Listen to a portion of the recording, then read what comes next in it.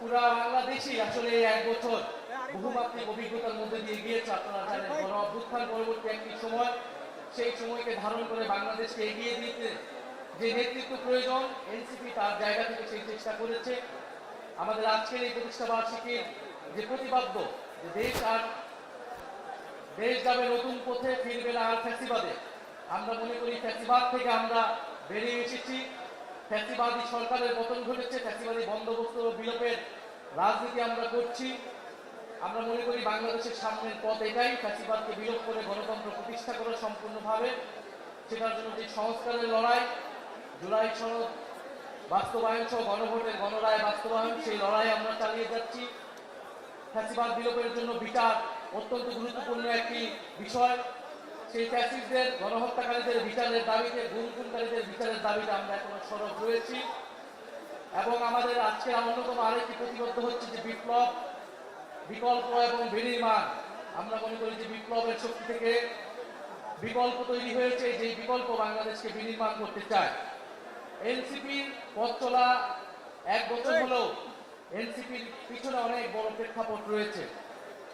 আমরা আজকে স্মরণ করছি 2013 সালে হেফাজত ইসলামের গরমে দাপাদাপি, ঘরের চালের স্থায়ী সমাধান আনোয়ার সিমেন্ট শীট।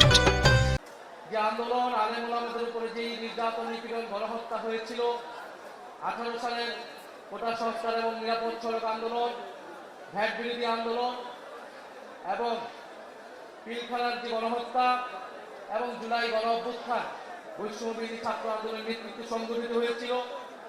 এই প্রেক্ষাপটের ভিত্তিতেই জাতীয় নাগরিক পার্টি এনসিপি গঠিত হয়েছিল। গত বছর 2025 সালের 28শে ফেব্রুয়ারি এনসিপি 28শে ফেব্রুয়ারি প্রতিষ্ঠিত হলেও গণ অভ্যুত্থানই আসলে আমাদের শিকড়। গণ অভ্যুত্থান থেকে আমাদের যাত্রা শুরু হয়েছে।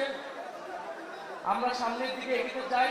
সামনে স্থানীয় সরকার নির্বাচন, আমরা স্থানীয় সরকার নির্বাচন দ্রুত হবে সেই প্রত্যাশা রাখবো। সারা দেশে এনসিপির প্রতি আহ্বান থাকবে যে আপনারা স্থানীয় সরকার নির্বাচনের প্রস্তুতি নেন। তৃণমূল সংগঠনকে আমরা শক্তিশালী গড়ে তুলতে চাই। এবারে নির্বাচনের 6টি আসন আমরা বিজয় লাভ করেছি। আমরা এটাতেই সন্তুষ্ট নই। আমরা সামনের দিনগুলোতে আমাদের অর্জনকে আমরা বৃদ্ধি করব। আগামী সংসদ দ্রুত সময়ের মধ্যে সংস্কার পরিষদ হবে এবং অন্তর্বর্তী সরকারের যত আইন তারা পাশ করেছে, যত অধ্যাদেশ রয়েছে, সেটাকে ইন্ডিমনিটি দেওয়া হবে, সে সংসদ সেটাকে অনুমোদন করবে, সেই প্রত্যাশা আমরা রাখছি। আর আজকের এই আমাদের আয়োজনে বাংলাদেশ গণপ্রজাতন্ত্রী সরকারের প্রধানমন্ত্রী জনাব তারেক রহমান উনি শুভেচ্ছা বার্তা জানিয়েছেন। বিরোধী দলীয় নেতা এবং বাংলাদেশ জামাত ইসলামের সম্মানিত আমির জনাব শফিকুর রহমান এমপি উনি শুভেচ্ছা বার্তা জানিয়েছেন।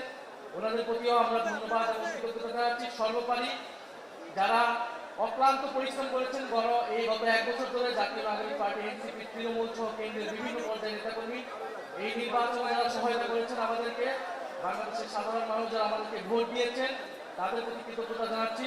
আপনারা দোয়া করবেন যাতে সামনের দিনগুলোতে আমরা ঐক্যবদ্ধভাবে বাংলাদেশকে এগিয়ে নিতে পারি, একটি বৈষম্যহীন গণতান্ত্রিক বাংলাদেশ প্রতিষ্ঠা করতে পারি। আসসালামু আলাইকুম।